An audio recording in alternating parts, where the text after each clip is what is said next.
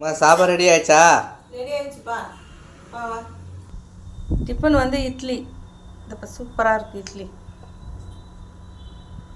6க்கு 1 தான் போடுறேன் உளுந்து. 6 டம்ளர் அரிசிக்கு 1 டம்ளர் உளுந்து தான் போடுறேன். சோட்டா மாவுலாம் எதுவுமே சேர்க்கல. அப்போ சோடா இருந்தாலும் இட்லி புஷ்ஷுன்னு எப்படி உப்பி வந்துருக்கு.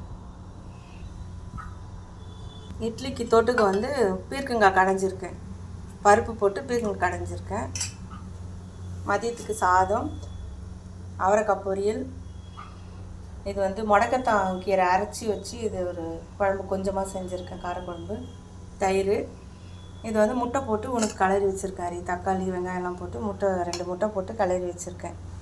இந்த பீர்க்கங்காய் கடையில் வந்து ஒரு கைப்பிடி பருப்பு போட்டு ஒரு பீர்க்கங்காய் வந்து தோல் சீவி சட்னிக்காக எடுத்து வச்சுட்டு அந்த பீர்க்கங்காய் கட் பண்ணி போட்டு வெங்காயம், தக்காளி, பூண்டு எல்லாம் போட்டு குக்கரில் ஒரு விசில் விட்டு வேக வச்சு கடைஞ்சிட்டேன். சூப்பராக இருக்குது. கொஞ்சம் தாளிப்பு வடகம் போட்டு தாளிச்சிருக்கேன். இட்லிக்கும் நல்லாயிருக்கும், சாதத்துக்கும் நல்லாயிருக்கும். அவ்வளோதான் ஃப்ரெண்ட்ஸ், நம்ம வீட்டில் இன்றைக்கி டிஃபன் சாப்பாடு.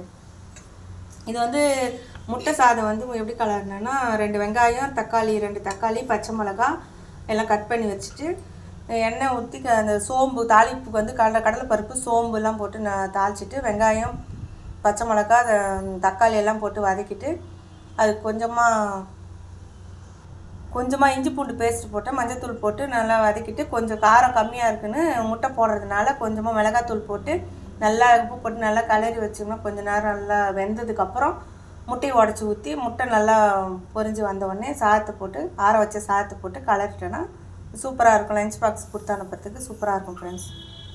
அவ்வளோதான். தேங்க்யூ.